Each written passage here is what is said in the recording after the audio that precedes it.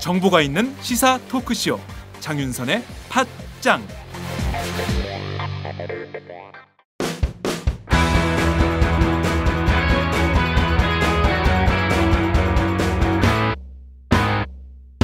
색깔 있는 인터뷰. 색깔 있는 인터뷰 시작하겠습니다.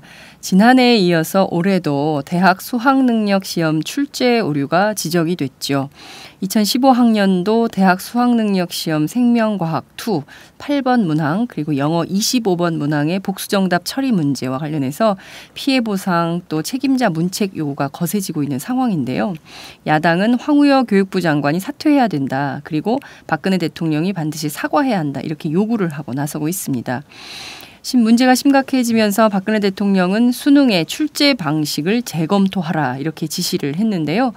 오늘 팟짱은 국내 최고 교육 전문가이신 이범 선생님을 모시고 수능 출제 오류와 함께 대학 입시 체제의 제도 개선 문제점까지도 한번 짚어보도록 하겠습니다. 어서 오세요. 예, 안녕하세요. 예. 네. 아니 저보고 국내 최고의 교육 전문가라고 하시니까 좀 당황하셨어요? 당황스러운데. 예.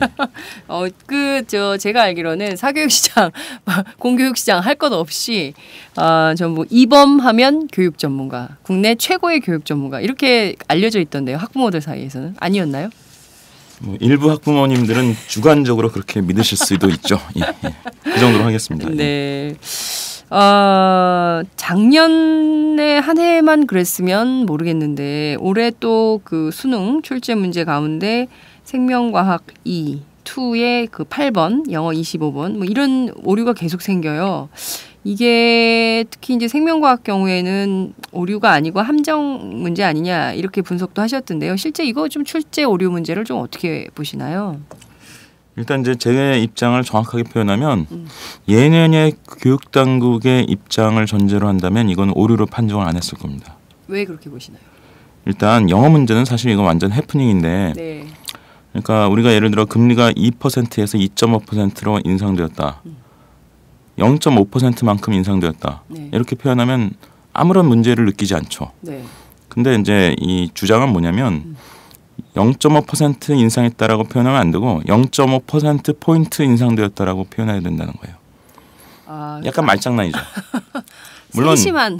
이걸 주장하는 사람들의 근거가 있어요. 네. 실제로 학생들은 네. 사회 과목에서는요, 네. 이 퍼센트와 퍼센트 포인트를 엄밀하게 구분해요. 그렇죠. 그리고 여태까지 수능에서도 사회 과목에서는 늘 이걸 엄격하게 구분해서 출제하곤 했어요. 네. 하지만 이 해당 과목이 영어란 말이에요. 네. 언어적으로 이건 관용적으로 늘 쓰는 표현인데 네. 이게 틀렸다라고 얘기하기 시작하면 네. 그러면 올해는 뭐 이렇게 넘어간다 쳐도 내년 이후에 이 수능 관리를 어떻게 할 수 있을지 이런 것마저 문제가 되면 네. 전 그게 사실은 내심 굉장히 걱정스러워요. 그러면 정부가 이렇게 오류라고 인정을 한 배경은 어디에 있다고 보시는 겁니까? 예년 같으면 인정을 안 했을 텐데. 그렇죠. 영어도 그렇고 생명과학2도 네. 아마 인정 안 했을 겁니다. 생명과학2는 또 어떤 건데요? 이거는 이제 뭐 사실 전문적인 내용이라서 일일이 네. 설명드리기는 어려운데 네. 특히 문과 저는 이제 일종의 함정 문제라고 이제 저는 생각을 해요. 근데 이게 의도적인 함정이었는지 네. 실수로 의도하지 않게 함정이 된 건지는 조금 이제 들여다볼 필요가 있지만 어쨌든 결과적으로 함정 문제인데 네. 뭐 기억, 니은, 디귿 보기들 가운데서 이제 맞는 것을 고르는 것이거든요. 네. 니은은 확실하게 맞았기 때문에 니은에 대해서는 뭐 이의 제기가 없는데 기억이 이제 논란이 됐는데 그렇다고 기억이 틀렸다라고 말할 수 있느냐? 네. 그건 전혀 아니란 말이에요, 사실은.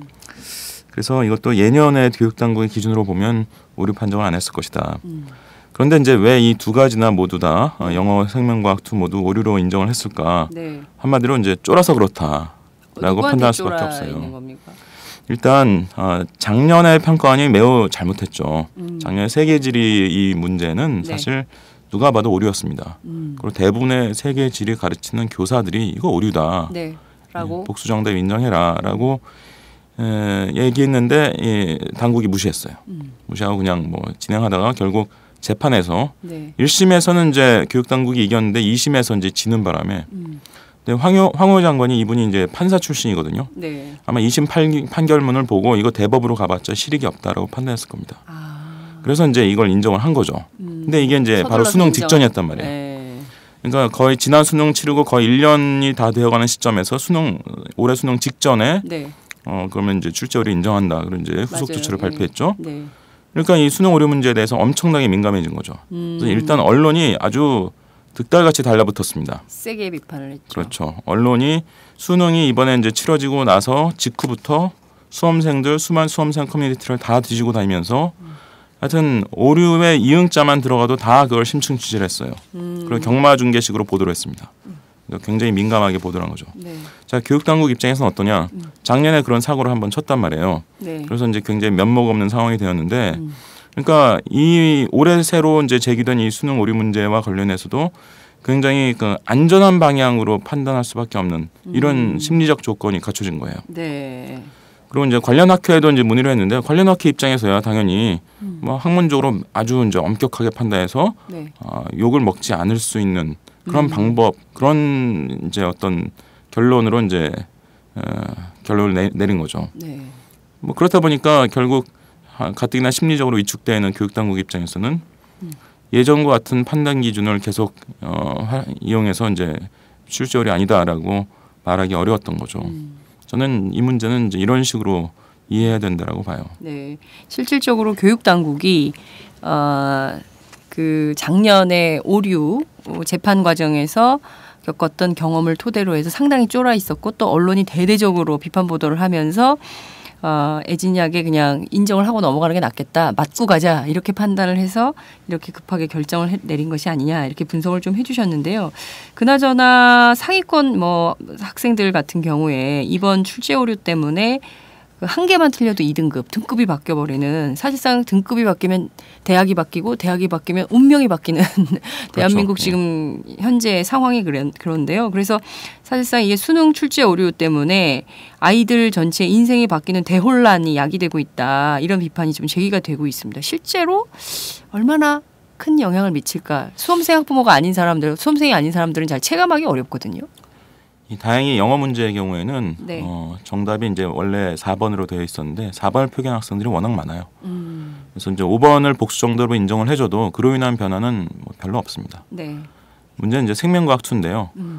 이 이과생들 중에서도 네. 생명과학 2를 선택한 학생들은 상당히 상위권 학생들이 많습니다. 상위권. 예. 네. 특히 이제 의대 진학을 염두에 둔다든지 이런 학생들이 많거든요. 네. 이 학생들에게 이제 이 더구나 3점짜리 문제 이런 것들이 이제 이 번복이 되면 네. 특히 이 문제는 오답률이 매우 높았어요. 그러니까 아까 말씀드린 것 중에서 기억, 니은 네. 이 모두 옳다라고 표기한 학생들은 적었고 네. 니은만 옳다 이렇게 표기한 학생들이 3분의 2가량 되었습니다. 아, 제가 지난주에 이제 우리나라 최고의 명문 자사고 중에 한 군데에 가서 학생 대상으로 강연을 했거든요. 네, 네. 근데 그 현장에서 그 선생님이 그러시더라고요. 담당 선생님이 우리 학교 이과생들, 수험생들 우리가 이 전수조사해 보니까 네. 70% 정도가 틀린 것으로 나왔다는 거예요. 아이고. 그러니까 이 학생들이 이제 교육당국에서 출제 오류를 인정하면서 네. 맞는 것으로 이제 바뀐 거죠. 그 이후에. 그러면 그렇게 되면 이게 뭐가 대수야라고 생각하시는 분들이 계실 텐데 네. 이거는 옛날 학력고사하고 수능하고가 이제 다르다는 걸 좀 이해하셔야 돼요. 네.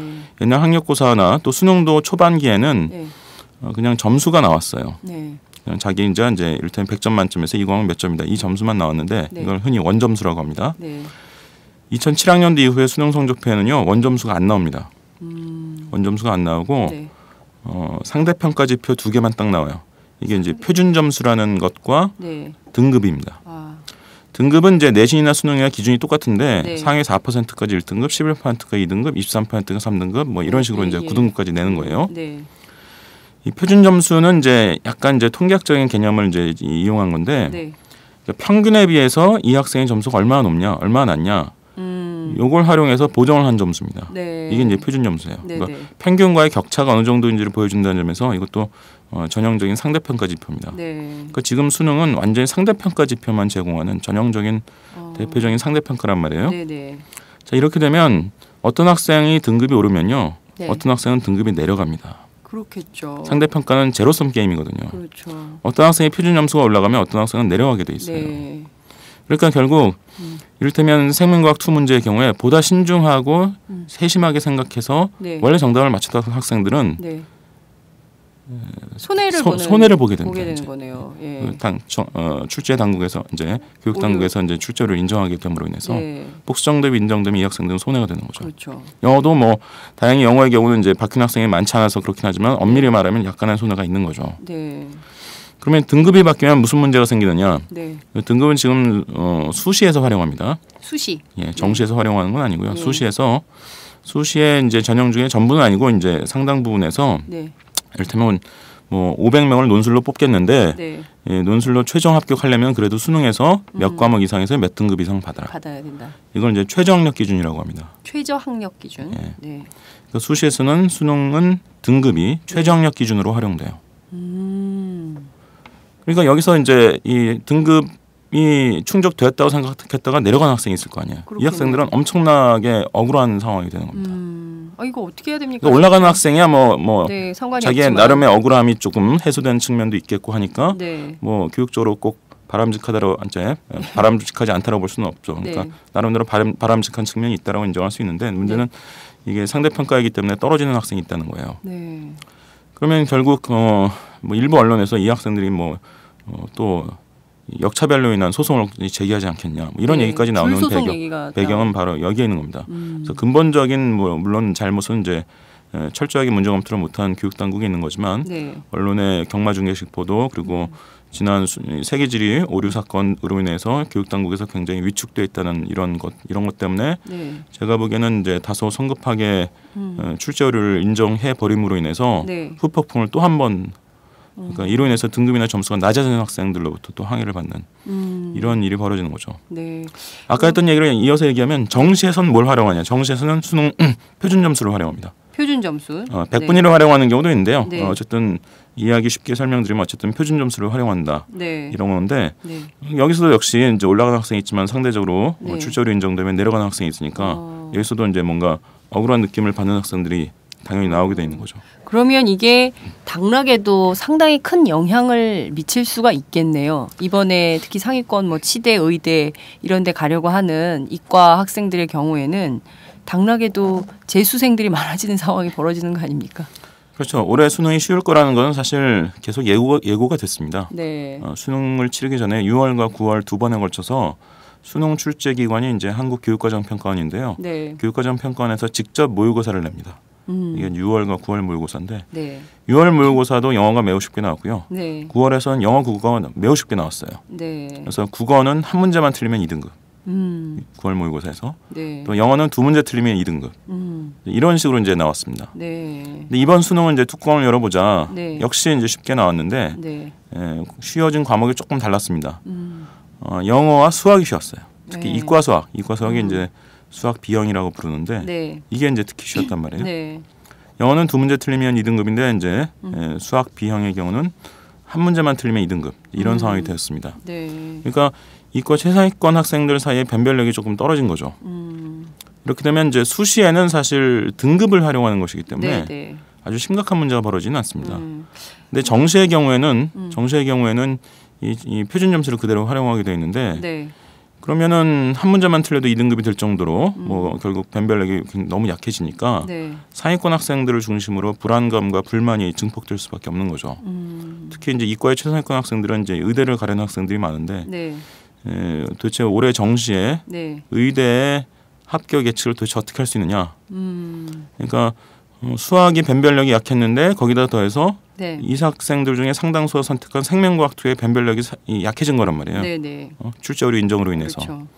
그러니까 결국 최상위권 의대 합격 예측이 이제 상당히 좀 예년보다 좀 어려워진 이런 측면이 있는 거죠. 그래서 이번에 비판이 물수능 이런 얘기도 나오는 것 같습니다. 그런데 그동안 하도 시험을 이상하고 어렵게 내서 좀 그 사교육을 부추기는 측면이 굉장히 강했다 이런 비판이 있어서 좀 쉽게 출제를 해야 된다라는 얘기가 좀 제기가 돼서 또 이렇게 했더니 이번에는 또 변별력이 없으니까 또 이걸 또 다시 어렵게 내야 되는 거냐 이런 사회적 논란이 있는 것 같아요. 이건 좀 어떻게 보세요? 일단 이제 서구 선진국은 이런 문제가 별로 없는 게요. 얘네들은 다 절대평가입니다. 절대평가. 상대평가를 하는 나라가 서구 선진국엔 한 나라도 없어요. 이를테면 이제 영국이나 프랑스, 독일 등의 이제 대입 시험은 대부분 대입 시험은 있습니다. 근데 대입 시험이 다 논술형입니다. 유럽은 대입 시험에 객관식 문제가 한 문제도 안 나와요. 유럽이요? 네, 유럽 국가들은 제가 다 뒤져봤습니다. 그러면 이제 논술형으로 내면 이를테면 이 문항이 10점짜리 문항이다. 네. 그럼 부분 점수가 다 있습니다.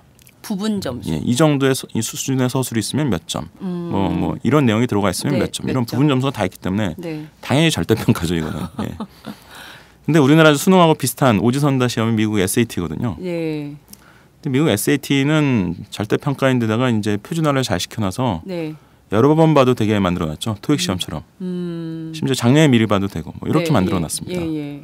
그래서 이제 절대평가일 뿐만 아니라 이제 표준화를 잘 시켜서 시험을 이제 1년 중에 7번이나 치르는데 네. 뭐 자기가 원하는 시기에 원하는 과목을 미리 신청해서 그날 가서 보면 되는 거고 못 봐서 억울하면 또 보면 되는 거고. 네. 잘 나올 때까지 보면. 작년에 미리 봐도 되고. 네. 이제 이런 유형의 시험이죠. 예. 거기다가 미국은 근데 변별력 문제가 별로 없는 이유가 이 SAT만 들어가는 게 아니라 이제 내신 성적도 들어가고 흔히 얘기하는 이제 입학사정관제의 나라가 미국이거든요. 네. 그러니까 뭐 그밖에 비교과 활동도 들어가고. 그러니까 SAT에서 SAT 수학 같은 경우는 이제 만점자가 한 1년에 수천 명이 나오거든요. 그래서 별로 문제가 안 되는 거예요. 근데 우리는 왜 이렇게 그 상대 평가를 좋아합니까? 1등부터 꼴찌까지 쫙 줄 세워가지고. 그러니까 굉장히 게으른 시험이죠 한마디로. 게으른 시험이다. 예. 수학 능력 이 학생의 이제 객관적인 성취도, 수학 능력이 어느 정도 수준이 되는지를 객관적으로 보여준다. 선진국에서는 그걸로 끝나는 거예요. 네. 그걸 검증하고 그걸 끝내는 겁니다. 예. 변별력은 부산물이에요. 그러니까 객관적인 학업 성취도가 또는 수학 능력 측정이 일차적인 목표이고 변별력은 부산물로 생기는 겁니다. 변별력이 좀 많이 생길 수도 있고 적게 생길 수도 있겠죠. 시험에 네. 따라서. 근데 우리나라는 이제 변별력이 최우선 과제가 돼버린 거예요. 약간 교육학적으로 보면 주객이 전도된 겁니다. 네. 그러니까 수능도 이제 그렇게 설계돼 있고 아까 말씀드린 것처럼 상대평가 지표만 지금 제공하고 있거든요. 네. 이런 상황이 되니까 결국 변별력 문제가 굉장히 심각한 문제가 된 거죠. 네. 이 상태에서 수능 초기에는요. 수능이 상당히 어려웠습니다. 굉장히 어려웠죠. 변별력 논란이 있을 이유가 없었어요. 서울대 웬만한 학과 가려면은 뭐 400점 만점 시험에 320점 넘으면 330점 넘으면 되고 막 이랬단 말이에요. 네. 예. 근데 지금은 이제 왜 이렇게 쉬워졌느냐? 네. 교육 당국에서 수능을 쉽게 내는 게 일종의 장기적인 정책이었습니다. 이건 참여정부의 이제 이런 이야기가 처음 나오기 시작해서 네. 이명박 정부에 확연하게 드라이브를 걸었죠. 네. 수능을 쉽게 내라. 예. 그래서 수능을 쉽게 내 가지고 결과가 뭐였냐? 수능 사교육을 줄이는 데 성공했습니다. 전체 사교육을 줄지는 않았어요. 네. 이를테면 입학사정관 전형이라든지 뭐 다른 뭐 다른 특목고와 관련된 입시라든지 뭐 등등 또 요즘 초등학생 사교육이 굉장히 또 제일 늘었기 많죠. 때문에 예. 그래서 전체 사교육이 줄지는 않았습니다. 그런데 수능 사교육을 줄이는 데는 성공했어요. 그 통계적으로도 그렇게 나오고요. 네. 또 다른 쉬운 증거 중에 하나가 제가 예전에 이제 학원 강사할 때 창업에 참여한 회사가 이제 메가스터디인데 네. 메가스터디 주가가 제일 높을 때 막 30몇만 원까지 갔었거든요. 지금 5만 원이에요. 아 그래요? 메가스터디의 주력이 바로 수능입니다. 네. 그 수능 시장이 얼마나 위축됐는지를 보여주는 거죠. 그러니까 이게 대통령이 바뀌고 심지어 정권이 바뀌어도 수능을 쉽게 가져간다라는 그 정책 기조를 바꾸기는 네. 어렵다는 겁니다. 사실 이게 효과를 봤는데 네. 이걸 어떻게 버립니까? 그렇죠. 문제는 뭐냐? 이게 쉬워도 정도껏 쉬어야 되는데 너무 쉬워지니까 네. 너무 쉬워지니까 최상위권 학생들을 중심으로 네. 불만과 불안이 증폭되는 거죠. 네. 어느 정도의 난이도를 유지하면 그래도 실수를 한두 개 더 틀려도 네. 그로 인해서 자기 등수가 또는 등급이나 표준 점수가 크게 하락하지 않는데 네. 이렇게 너무 쉬워져 버리면 하나만 틀려도 2등급 된다든지 그러니까 네. 4% 밖으로 밀려난다는 얘기잖아요. 그렇죠. 그러니까 이제 실수를 막기 위해서 최상위권 학생들은 굉장히 이제 피곤한 실수 안 하기 경쟁을 해야 되는 이런 상황이 된 거죠. 그러니까 너무 끔찍해요. 모든 것에는 이제 명과 암이 있는데 그래서 네. 어쨌든 수능이 쉬워진 것은 분명히 정책 당국 입장에서는 포기할 수 없는 카드입니다. 네. 앞으로도 계속 쉽게 나올 겁니다. 네. 다만 쉬워도 너무 쉽다. 네. 하나만 틀려도 2등급이 뭐냐. 네. 하여튼 이런 수준이 되어버리면 최상위권 학생들을 중심으로 불만이 누적될 수밖에 없다는 거죠. 네. 근데 하여튼 예전보다는 근데 이 수능 변별력 문제가 심각한 문제는 아닙니다. 네. 예전에 비해서는. 왜냐하면 지금 수능 점수로 뽑는 네. 전형은 수시에는 없고 정시거든요. 네. 수시에는 이제 최저학력 기준이 이제 최저학력 기준을 등급으로 네네. 요구하는 것이고 정시에서는 이제 진짜 점수를 보는 건데 네. 정시 정원이 지금 전체 정원의 3분의 1밖에 안 됩니다. 네. 그러니까 지금 정시 정원이요. 예. 지금 그렇죠. 정시 대부분 정원이 다 수시로. 굉장히 줄었단 말이에요. 네. 예전에 비해서 그런 상태라 사실 수능 변별력 문제가 과거처럼 수능이 아주 절대적인 영향력을 행사할 때 변별력이 이 정도로 떨어졌으면 진짜 지금보다 훨씬 발칵 뒤집혔을 텐데 네. 그나마 이제 좀 어떤 여론화가 좀 그나마 심각한 수준까지 되지 않는 이유는 좀 정시 정원이 그때 그래도 많이 줄었기 때문이에요.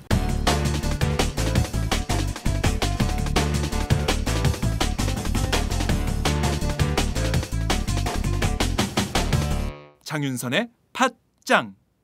그러면 지금과 같은 상황에서 우리는 다들 절대평가, 유럽, 서구 유럽 같은 경우에는 절대평가를 하고 이렇게 하는데 우리는 계속 상대평가를 하면서 이 시스템을 유지해야 되느냐에 대한 그 반론이나 고민도 좀 시작을 해볼 필요가 있겠다라는 생각이 좀 드는데요. 자, 우선 박근혜 대통령이 지난 25일 국무회의 하실 때 작년에 이어서 올해도 수능 시험 출제 오류가 발생했으니 이 수능 출제 방식의 재검토를 지시해라. 이렇게 재검토를 하라라고 지시를 하셨습니다.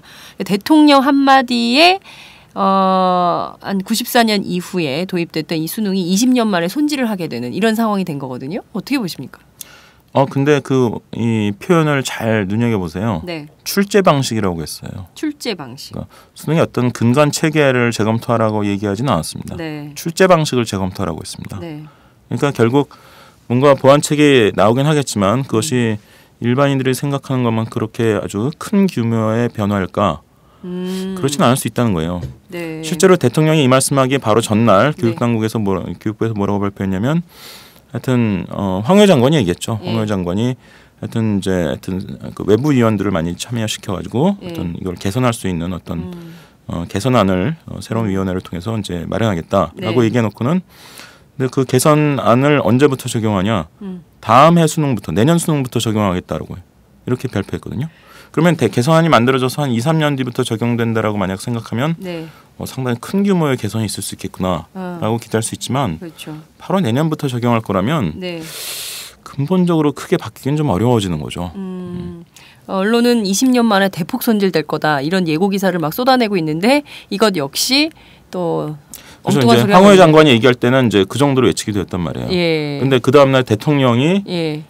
받아가지고 출제 방식을 근본적으로 재검토해라 네. 이렇게 얘기했으니까 장관이 얘기했던 것보다는 조금 더 규모가 커질 가능성이 있는 거죠 지금. 하지만 어쨌든 워딩 자체를 보면 네. 출제 방식의 변화이기 때문에. 근데 예컨대 출제 방식의 변화라는 게 어떤 게 있을 수 있을까요? 말씀하신 대로 객관식 다 없애고 주관식 위주로 간다.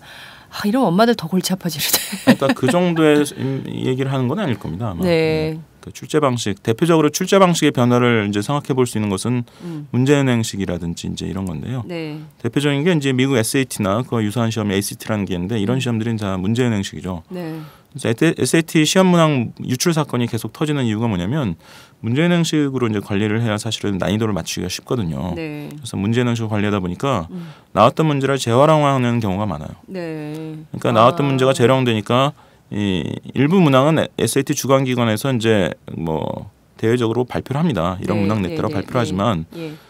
상당수의 경우는 이제 아예 이걸 감추거든요. 아예 출제 문항을 이렇게 문제지를 시험장 밖으로 가져나가지 못하게 막습니다. 네. 유출을 막는 거죠. 네. 근데 이제 이게 일부 안 좋은 생각을 하는 사람들이 이제 막 한 장씩 찢어온다든지 아니면 뭐 일부를. 그것도 막으니까 막 뭐 초소형 카메라로 찍거나 예. 심지어 외워와가서 서로 맞춰본다든가 예. 이런 식으로 이제 해가지고 이제 우리나라 중국 한국과 중국을 중심으로 이제 이런 일이 벌어지니까 이제 수능을 그 주관하는 기관에서 최근에는 한국에서 그러니까 수능이래요. SAT, 네. SAT를 주관하는 기관에서 최근에 이제 한국의 SAT 시험 횟수를 한번 막 없애버린다든지 뭐 이런 초강력 조치를 취하고 있죠. 그러니까 문제은행식으로 간다고 했을 때 제일 우려되는 점은 그런 부분입니다. 문제은행식이 되면 어쨌든 그 문제은행에 있는 문항을 어떤 식으로든 이제 알아내려는 네. 또는 이제 뽑아내려는 이런 이제 그 움직임이 있을 거고요. 네. 다만 문제은행식으로 되면 출제 관리는 상당히 좀 합리화될 수가 있죠. 굉장히 오랜 기간 동안 아주 철저하게 검토하는 게 가능해지거든요. 네. 지금은 한 달 정도 동안 사람을 완전히 감옥에 가둬놓고 시험 문제를 내죠. 대개 이제 좀 지방에 있는 연수원 같은 데를 이제 실제로 전경들이 그 주변을 다 그 경비를 합니다. 에워싸고 네. 경비를 하고 거기에 가둬놓고 출제를 하는데 네.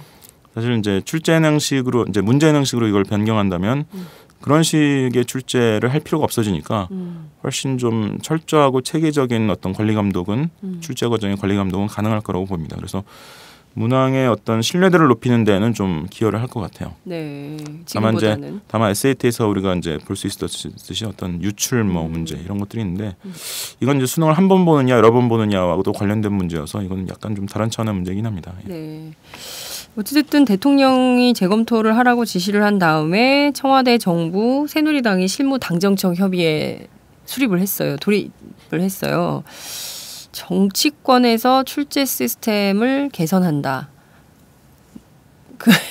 좀 제대로 된 안으로 갈 수 있을지. 아니 교육계 내에서 워낙 해결을 못하니까. 정치권에서 하는 겁니까? 정치권에서 뭐 손을 대는 거죠. 네. 그건 뭐 상식적으로 있을 수 있다라고 봐요. 교육계에서 깔끔하게 잘 관리를 해왔으면. 네, 문제가 없을 텐데. 정치권에서 뭐 손 댔겠습니까? 설마. 근데 뭐 정치권에서도 이런 것까지 하려면 피곤하겠죠. 근데 어쨌든 현실적으로 문제가 됐으니까 이제 어쨌든 뭔가 개선에 도움이 되도록 한다 이제 이런 방침일 텐데. 네.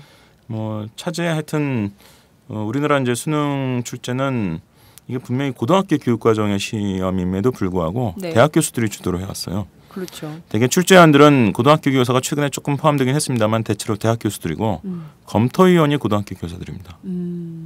그리고 우리나라는 이제 문화적으로 늘 교수가 더 위고 교사가 더 아래고 네. 실제로 이 교사들이 교수의 어떤 제자인 경우도 있을 수 있고 예를 들어서 뭐 실제로 그렇게 많지는 않지만 그런 경우가 있을 수 있습니다.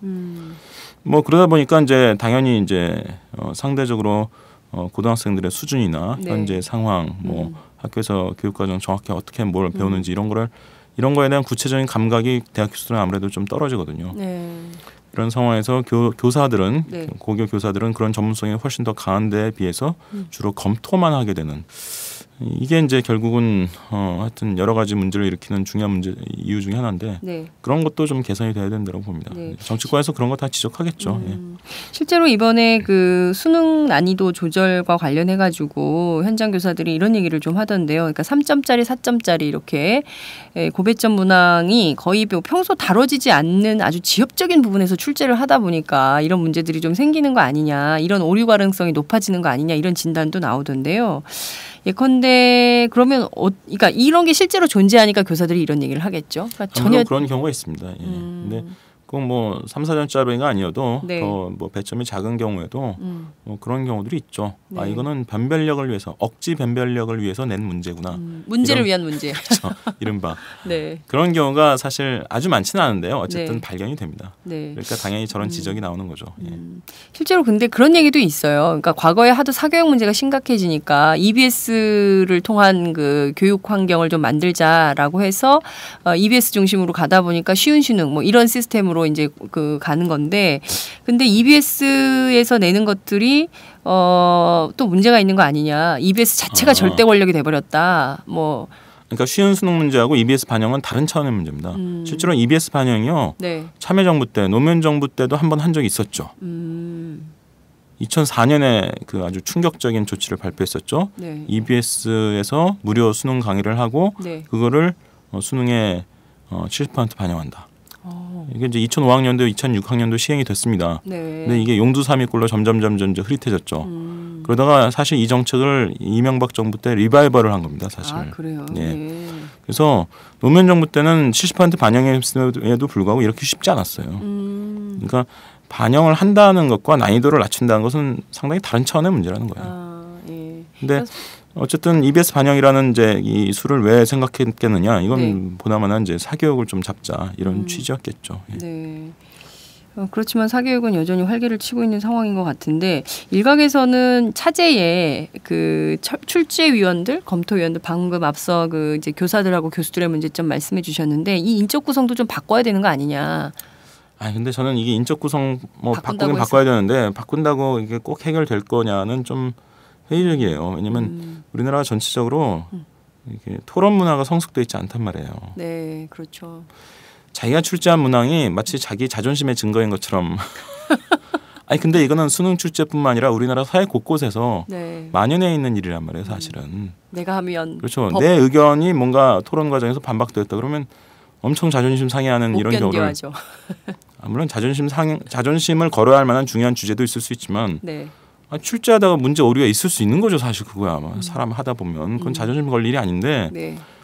근데 상대방은 또 이 질에 이제 저 사람이 자존심 상할까봐 이제 심하게 얘기를 못 하고 이게 수능 출제 문제뿐이겠냐는 거예요. 우리나라 네. 사회 전체적인 문제인 거고 뭐 일각에서는 뭐 서울대 사범대 등의 이제 뭐 일부 학벌 사람들이 이걸 이제 주도를 하고 있어서 문제가 아니냐 뭐 이런 얘기도 하고 그러는데 네. 실제로 서울대 사범대 출신 출제위원이나 검토위원들 비율을 보면 생각보다 그렇게 높지도 않고요. 그리고 이분들 항변을 들어보면 저는 예전부터 그런 얘기를 많이 들었는데 자기들은 좋아서 출제하러 들어가는 줄 아냐. 한 달 동안 감옥 생활을 해야 되고 전화도 제대로 못합니다. 인터넷도 제대로 못 써요. 진짜입니다. 완전히. 그리고 대학 교수들은 네.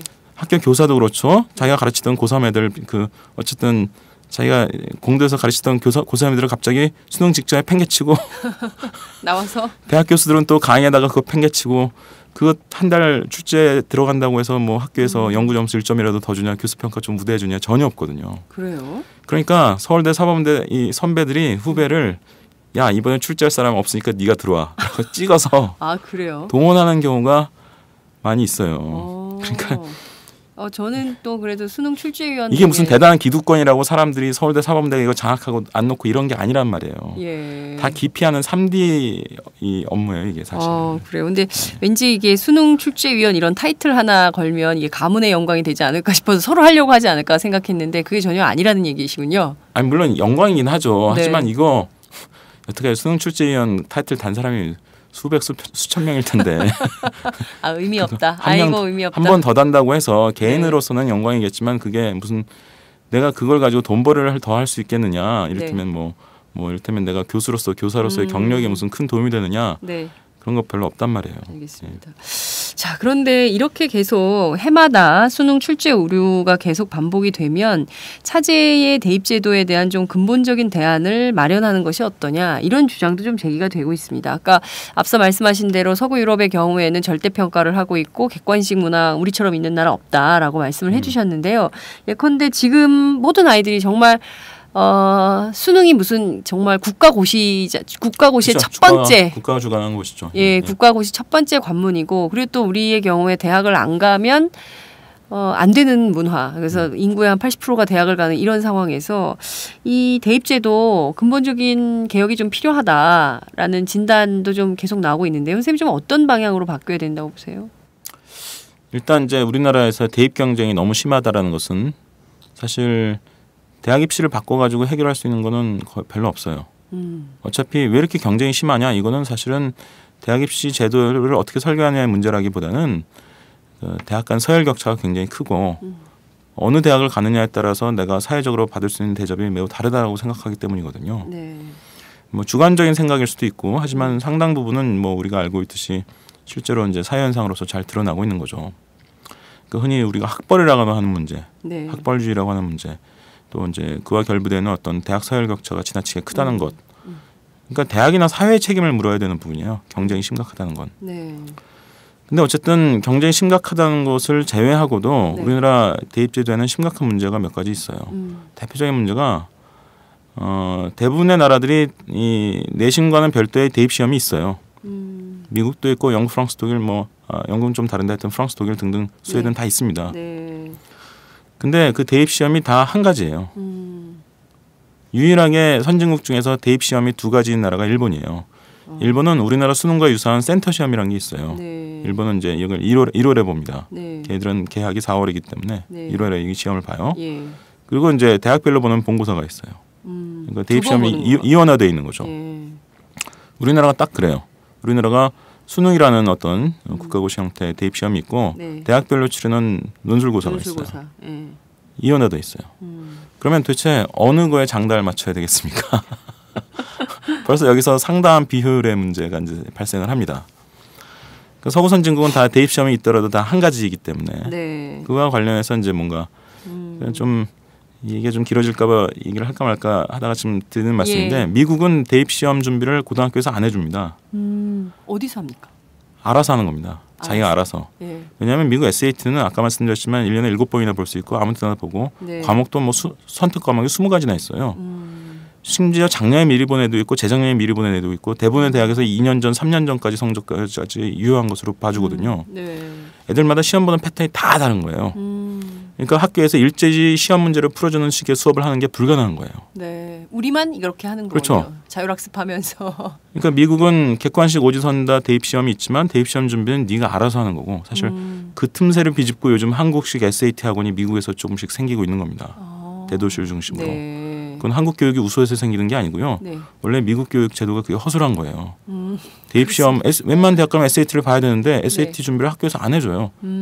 대입 시험 준비를 고등학교에서 안 해주고 고등학교에서 평가는 대체로 논술 평가나 무슨 뭐 수행 평가나 이런 것들입니다. 네. 이게 걔네들의 전통입니다. 유럽은 안 그렇습니다. 유럽의 영국, 프랑스, 독일들은요 대입 시험이 있는데 대입 시험 준비를 학교에서 다 해줘요.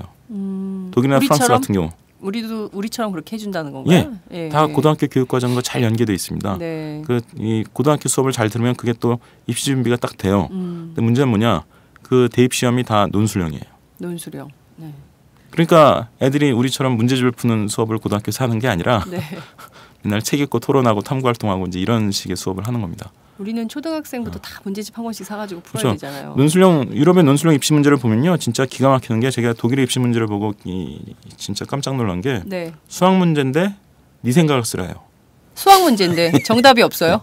수학은 반드시 정답이 있어요. 정답이 있는 문제도 있죠. 하지만 네. 그런 문항도 나옵니다. 이야, 멋있다. 뭐 제가 스웨덴 국어 문제, 스웨덴어겠죠. 스웨덴 국어 문제 보고 진짜 기함을 게 네. 이 사회 파편화를 우려한 총리가 사회 통합을 위한 사업을 공모에 붙였다. 네. 네가 어떤 사업을 제안하면 사회 통합에 도움이 될 수 있는지를 사업을 제안하고 그것이 왜 투자할 가치가 있는지를 논하라. 와, 대학 시험인데요, 거의. 그게 국어 문제예요. 국어 문제인데 이게 가만히 들여다보면 사업 계획서를 쓰라는 얘기잖아요. 예. 걔네들의 어떤 교육의 어떤 성격이나 이 수준을 굉장히 잘 보여주는 거죠. 예. 그러니까 우리가 핀란드 교육 많이 얘기하자면요. 네. 스웨덴 사람들이 어떤 사람들이냐면 핀란드 교육도 그건 주입식 교육이고 네. 핀란드 교육은 창의적 인재를 못 만들어낸다 이러면서 좀 전에 말씀드린 그런 거 가지고 아이들 가르치고 평가를 합니다. 그러니 우리는 그냥 다 문제집 하나씩 끼고 다니면서 전국의 모든 아이들이 점수 3점짜리, 4점짜리 배점에 신경 쓰면서 하나 틀리면 2등급 이렇게 막 낙방하고 전부 이 사다리 구조 안에서 살고 있는데 이거를 좀 어떤 방식으로 개혁을 해야 아이들도 공부하는 재미가 없잖아요. 그렇죠. 전혀 행복해하지도 않고. 예. 오지선다라는 게 딱 뚜렷한 거거든요. 사실 정답이 뻔히 있는 것만 물어볼 수 있는데 그것이 가진 한계는 명확하단 말이에요. 네. 창의적 인재 양성이라든지 무슨 뭐 독서와 토론에 익숙한 어떤 인재를 키워낸다 뭐 이런 것들이 전혀 불가능합니다. 객관식 문제에서는. 네. 문제는 뭐냐면 그렇다고 이제 유럽처럼 뭐 논술형으로 가자 그러면 이제 우리나라에서는 사교육을 굉장히 우려할 수밖에 없거든요. 논술학원이 엄청 생기겠죠. 네.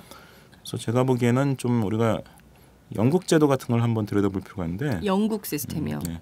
영국은 내신이 공인평가로서 인정을 받아요. 공인평가라는 게 뭡니까? 어느 나라에서나 내신은 공인평가가 아닙니다. 이를테면 이 학교에서 낸 내신 성적과 저 학교에서 낸 내신 성적이 다를 수 있잖아요. 네. 또 심지어 엄밀하게 보면 교사마다 다를 수도 있는 거고. 근데 영국은 이 시스템을 굉장히 잘해가지고 네. 마지막 2년간의 내신이 공인평가로서 인정을 받아요. 그러니까 고등학생으로 치면은 고등학교 마지막 뭐 2, 3학년. 거기는 이제 영국은 이제 초중등교육이 13년제인데요. 네. 12학년, 13학년 때 2년간 A 레벨이라는 걸 이제 보는데 A 레벨이 한 5과목 정도 되게 학생들이 하거든요. 네. 4과목 또는 5과목 정도를 하는데 굉장히 깊이 있게 배우면서 네. 평가는 100% 탐구형, 뭐 논술형, 뭐 수행 평가형 이런 식으로 평가가 됩니다. 근데 이것이 교사가 상당한 어떤 자의적으로 이렇게 문제를 낼 수 있는 게 아니라 네. 외부에서 A-레벨 평가를 제공하는 기관이 5기관이 있어요. 5기관 중에 한 기관을 그 학교에서 선택해가지고 네. 그 외부 기관에서 이 수업 방식과 평가를 전체적으로 총괄 관리합니다. 그래서 내신은 내신인데 우리나라 내신은 사실 그 인정을 못 받거든요. 네. 사실 내신에 대해서 이 불신이 상당히 또 그렇죠. 대학 입장에서 예. 높은 거고 네. 또 나름대로 그 이유가 있기도 하단 말이에요. 근데 이제 영국에서는 이게 내신은 내신인데 공인평가로서 딱 인증받을 수 있도록 철저하게 관리가 되고 또 이게 이제 사후 검증도 가능하게 시스템이 그렇게 돼 있어요. 네. 그래서 독일이나 프랑스처럼 별도의 장소에 가서 보는 논술형 시험을 보면 우리나라에서는 또 사교육 우려가 굉장히 심각해지기 때문에 영국의 A레벨로 대표되는 학교에서 이루어지는 공인형 대입 시험 네. 이런 쪽으로 좀 일원화시키는 게 좀 필요하지 않나. 사실 그럼 사교육도 좀 줄일 수 있어요. 지금 내신 사교육, 수능 사교육, 논술 사교육 세 가지가 있잖아요. 그걸 네. 통합하면 사교육을 줄이는데도 어느 정도는 네. 크게는 아니더라도 어느 정도는 좀 기여할 수 있다고 봐요. 예.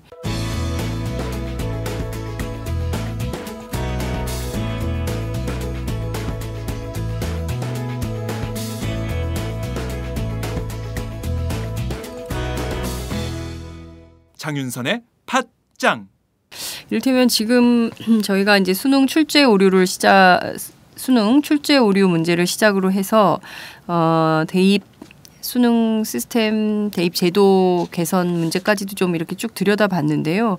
핵심적으로는 이게 단순히 대입 체계만 흔들어서 될 문제도 아니고 고등교육 또 이제 중등교육, 초등교육 이 교육계 전반을 손대지 않고서는 이 교육 개혁이 제대로 될 수 있을 것 같지가 않다라는 생각이 좀 드는데요. 어쨌든 오늘 쭉 전반적으로 수능 문제를 좀 살펴봤는데 선생님 보시기에는 지금 단계에서 앞서 뭐 이제 아주 박근혜 대통령 지시로 해서 수능 출제의 패턴이 조금 바뀌긴 하겠지만 큰 변화는 없을 것이다라고 예측을 하셨는데 그렇다면 내년에도 비슷한 오류가 또 나올 수도 있겠다 이렇게 보십니까? 글쎄요, 뭐 문제은행 뭐 이런 식으로까지 만약 바꾼다면 네. 사실 이 정도의 심각한 출제 오류 논란은 좀 피할 수 있을 거예요. 상대적으로 훨씬 철저하게 네. 문제에 대한 어떤 검증이 이루어질 거기 때문에 네.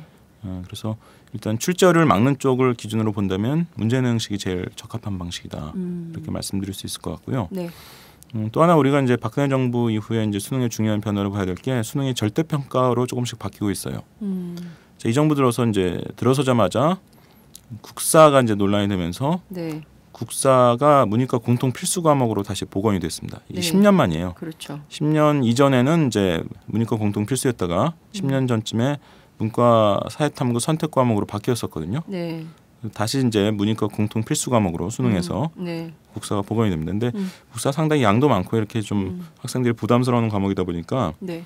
작년에 이미 이제 정부에서 이건 이제 절대 평가로 9등급 절대 평가로 하겠다라고 네. 발표를 했죠. 이게 언제부터 적용되냐면 올해 9월부터 적용됩니다. 올해 9월부터는 네. 국사가 절대 평가가 되는 거예요. 수능에서. 예. 그리고 이제 올해 정부가 거의 또 발표한 것이 올해 중3부터 영어를 절대 평가한다. 중3. 예, 아직 네. 최종 발표는 안 했는데요. 거의 예. 최종 직전까지 지금 발표를 해놨습니다. 아, 그래요? 자, 그러면 이제 영어를 국사를 절대 필두로 평가한다. 국사를 예. 필두로 수능에서 네. 또 영어가 절대 평가가 되면 네. 그 다음 순서는 뭘까요? 국어? 수학일 겁니다. 수학. 수학. 국어나 수학이겠죠. 특히 네. 저는 수학이 특히 중요하다고 보는데 네. 왜냐하면 사교육과 관련해서는 역시 영수가 제일 이제 그렇죠. 문제되는 거예요. 이러면 이제 이 변별력 문제는 딴 나라 얘기가 돼버립니다. 물론 이제 절대 평가도 두 가지가 있어요. 우리나라처럼 이제 등급제 절대 평가가 있을 수 있고 네. 미국 SAT처럼 점수를 주는 방법이 있을 수 있는데 예. 등급제가 되면 이제 이게 변별력 논란이 이루어지는 또 나타나는 건 사실입니다. 1등급 내에서 어떻게 변별할 거냐 이 문제가 남는데 이건 이제 뭐 내신을 반영한다든지 뭐 일부 문항에 가산점을 줘서 고경험만 써먹는다든지 몇 가지 기술적 대안이 있을 수 있어요. 네. 하지만 어쨌든 큰 틀로 봤을 때 절대평가로 등급제 정답 절대평가로 간다는 것은 그러면 지금처럼 한 문제만 틀려도 2등급이에요. 이제 이런 논란에서는 벗어날 수 있게 되는 거죠. 네. 어쨌든 일정 점수 이상이 되면 예를 들어 90점 이상이면 다 1등급이다. 이렇게 되어버리면 네. 그러면 사실 그 1등급 내에서 그 안에서 또한 남을 제치기 위해서 무한 경쟁을 해야 되는 이 피곤함은 없어지거든요. 그리고 한 문제만 틀려도 2등급이에요. 뭐 이런 뭐 논란도 이제 자연히 사그라들 거고. 그래서 이 절대평가화라는 것이 현 정부 들어서 이미 시작이 됐고요. 네. 아직 시행이 안 돼서 그렇지 이미 다 이제 국사 영어를 중심으로 이미 발표가 됐고 네. 혹시 이루어질지 모르는 게 이제 수학을 절대평가하는 겁니다. 네. 전 내심 거기에 꽤 기대를 가지고 있는데 네. 사실 만약 그런 식으로 한다면은 생각했던 것보다는 이제 수능 출제가 꽤 많이 바뀌게 되는 거죠. 이미 예고되어 있는 국사 영어에 더해서 수학까지만 절대평가 쪽으로 간다면 네. 그러면 수능이라는 것이 가진 성격, 또 우리나라 교육에서의 의미 이런 것들도 상당히 많이 바뀌게 되는 겁니다. 네. 근데 이것이 결과적으로는 그 사교육을 줄이고 사교육 부담을 완화하는 방식으로 귀결될 수도 있다 이렇게 보시는 거죠? 물론이죠. 사교육 업계 있어 보면 사실 업계. 애들이 그러니까 그 사교육 업계에서 보면 상대평가와 절대평가는 명확합니다. 절대평가보다 상대평가가 당연히 무한 경쟁을 조장하는 제도이기 때문에 네. 사교육을 높이는 데 유리해요. 사교육 업계 입장에서는 유리한 겁니다. 예. 또 어렵게 출제될수록 사교육비가 늘어납니다. 의외로 굉장히 민감하게 나오는 게 이를테면 작년에 수능에 수학이 어려웠어. 그러면 올해 고3 가르치는 학원 강사들이 수학 강사들은 수강생을 모으는데 상대적으로 수월해요. 좀 수월해져요. 이게 아주 사교육계 안에서 들여다보면요. 네. 아주 이런 것들이 잘 드러납니다. 그래서 상대평가보다는 절대평가로 어려운 시험보다는 좀 쉬운 시험으로 네. 이런 쪽으로 가는 게 사교육을 줄이는 데는 확실히 효과가 있다. 지금 일각에서는 뭐 쉬운 것 때문에 불안해서 더 오히려 사교육이 조장된다 이런 얘기를 하는데 그건 사교육업계의 경험을 기준으로 봤을 땐 말도 안 되는 얘기입니다. 사실. 그렇군요. 알겠습니다. 어찌됐든 박근혜 정부가 절대평가로 수능 시스템을 바꿔가면 사교육비는 줄어들고 좀 이렇게 긍정적인 시그널이 나올 수도 있겠다라는 기대를 좀 해보면서 좀 정리를 해보도록 하겠습니다. 선생님 혹시 끝으로 꼭 하시고 싶으신 얘기 있으시다면 한 말씀 부탁드릴게요. 사실 이번 사건은 교육계의 작은 세월호 사건이었다라고 저는 생각해요. 그 세월호 사건을 통해서 드러난 게 이제 이를테면 선장 등의 어떤 아주 비윤리적인 행위 이런 것도 드러났지만 네. 해경으로 대표되는 우리나라 공직사회가 실패했다는 걸 보여줬잖아요. 네. 그 국민들이 사실 목격한 건 해경의 실패죠. 그러니까 해경은 해체시켜야 될 대상이 아니라 성공시켜야 될 대상이죠. 저는 사실 세월호 사건에 대한 야당의 기본적인 대응이 굉장히 잘못됐다고 보는데 해경을 왜 해체를 시켜요? 그 정부 조직도에서 딴 데로 옮겨놨다고 해서 이게 갑자기 성공적인 조직으로 바뀐다는 보장이 어디 있어요? 해경은 성공시켜야 되는 거예요. 해경이 성공하지 못하게 만들었던 여러 가지 몇 가지 요인들이 있는 거예요. 승진제도에도 문제가 있고 평가제도에도 문제가 있고 몇 가지 심각한 문제들이 있습니다. 네. 마찬가지로 이번에 두 문항이나 동시에 출제 오류가 인정된 것 이런 걸 통해서 학생들이 뭐 등급이나 점수가 올라간 학생도 있고 심지어 또 떨어진 학생도 있고 이것 때문에 혼란이 벌어진 거. 네. 우리나라 공직사회가 제 기능을 못하고 실패했다는 걸 보여주는 작은 세월호 사건이거든요. 네. 그러면 이 공직사회 이를테면 이제 교육과정 평가원이라든지 또는 수능을 출제하는 수능 출제위원회라든지 이것이 도대체 왜 실패했느냐를 그 내부적으로 면밀하게 들여다보고 그걸 고쳐야 됩니다.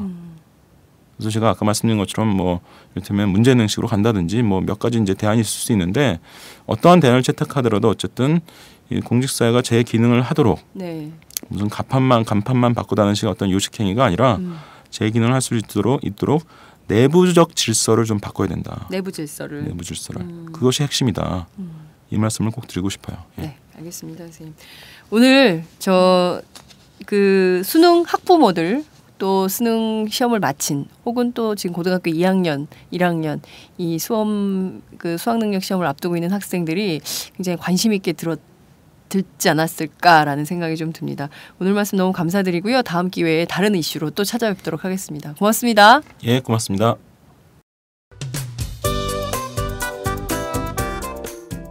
안녕하세요. 장윤선의 팟짱 애청자 여러분. 저는 김병기입니다. 전에는 편집국장이었는데요. 지금은 10만인 클럽 회원이자 본부장 맡고 있습니다. 그런데 10만인 클럽이 뭐지? 이렇게 궁금해하시는 분들 많으실 겁니다. 오마이뉴스에 자발적으로 구독료를 내는 시민들의 모임입니다. 지금 매월 후원해주시는 분이 몇 명이죠? 8,000명이요. 그럼 앞으로 몇 명을 모아야 합니까? 10만 명이요. 참, 갈 길이 멉니다. 그런데 조중동 구독자는 많게는 100만. 이래서 진보 언론 살아남을 수 있을까요? 10만인 클럽 후원으로 만들어지는 팟짱 응원하고 싶으시다고요? 지금 전화주세요. 02-733-5505로 전화하셔서 내선번호 274를 꾹 누르세요. 오마이뉴스 기사의 모든 기사 하단에 동그란 주황색 배너를 누르셔도 됩니다. 여러분들의 참여로 팟짱이 웃음소리 더 커질 수 있습니다. 감사합니다.